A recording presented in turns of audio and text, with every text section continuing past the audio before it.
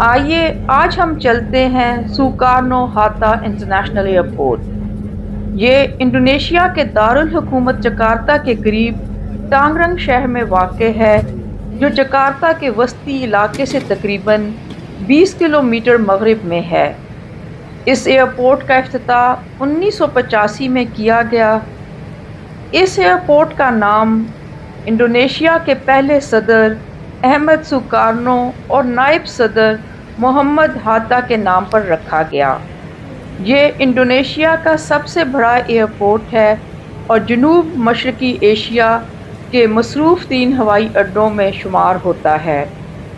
یہاں سے دنیا کے کئی اہم شہروں کے لیے براہ راست پروازیں جاتی ہیں۔ یہاں 3 بڑے ٹرمینلز ہیں۔ ٹرمینل 1 زیادہ تر ڈومیسٹک پروازوں کے لیے استعمال ہوتا ہے، ٹرمینل 2 ڈومیسٹک اور انٹرنیشنل پروازوں کے لیے، اور ٹرمینل 3 جو سب سے جدید اور وسیع ٹرمینل ہے، یہ انڈونیشیا کی قومی ایئر لائن گرودا انڈونیشیا کی ڈومیسٹک اور انٹرنیشنل پروازوں کا مرکز ہے۔ مسافروں کے لیے یہاں جدید سہولیات دستیاب ہیں۔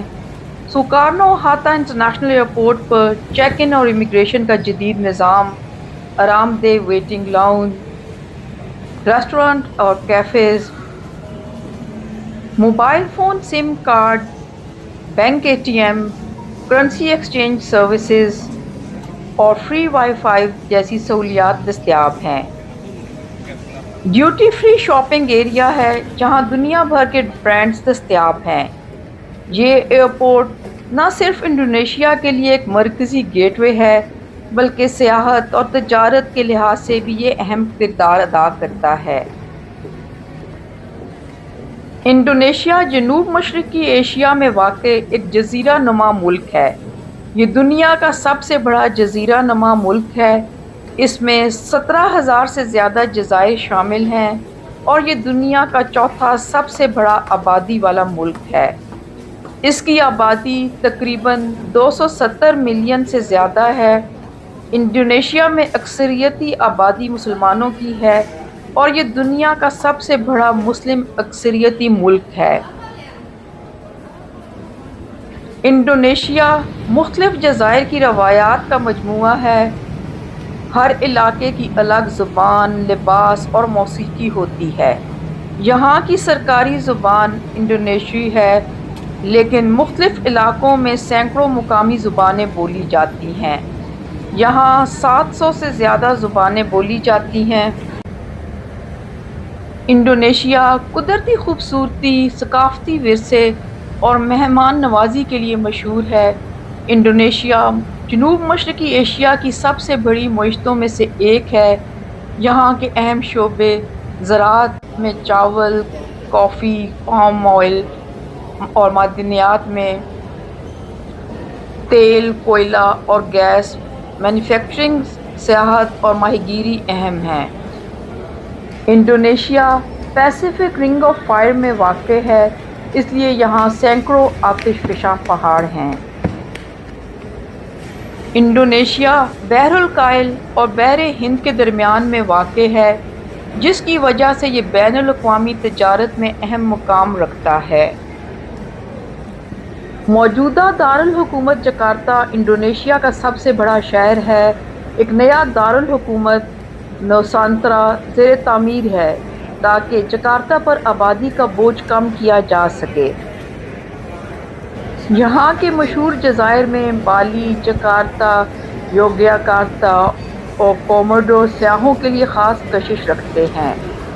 آبادی کا زیادہ تر حصہ جاوا جزائر پر آباد ہے، جو کہ تقریباً 55% ایک جزیرے پر رہتی ہے۔ بالی دنیا بھر کے سیاحوں کے لیے مشہور ساحلی اور ثقافتی مقام ہے۔ کوموڈو جزائر، جہاں دنیا کے سب سے بڑی چھپکلی کوموڈو ڈریگن پائے جاتے ہیں۔ یوگیاکارتا بدھسٹ اور ہندو مندروں کا مسکن ہے۔ راجا ایمپٹ سمندری حیات اور ڈائیونگ کے لیے بہترین مقام ہے۔ بورنیو میں نایاب جانور اور پودے پائے جاتے ہیں۔ سماترا دوسرا سب سے بڑا جزیرہ قدرتی وسائل سے مالا مال انڈونیشیا صدیوں سے تجارتی راستوں کا مرکز رہا ہے۔ یہاں ہندوستانی، چینی اور عرب تاجروں نے تجارت کے ساتھ ساتھ اپنے مذہب اور ثقافت کے اثرات بھی منتقل کیے۔ عرب تاجروں کے ذریعے 13ویں صدی میں یہاں اسلام پھیلنا شروع ہوا اور وقت کے ساتھ ساتھ جاوا اور سماترا میں اسلام مضبوط ہوا۔ اس سے پہلے یہاں ہندو اور بدھ مت سلطنتیں اہم طاقتیں تھیں۔ 16ویں صدی میں پہلے پرتگالی اور پھر ڈچ نے یہاں قبضہ کیا۔ ڈچ ایسٹ انڈیا کمپنی نے انڈونیشیا کو تجارتی نوآبادی بنا دیا۔ مقامی عوام کو مسالہ جات کی جنگوں میں سخت نقصان ہوا۔ دوسری جنگ عظیم کے دوران جاپان نے انڈونیشیا پر قبضہ کر لیا، جو کہ 1942 سے 1945 تک رہا۔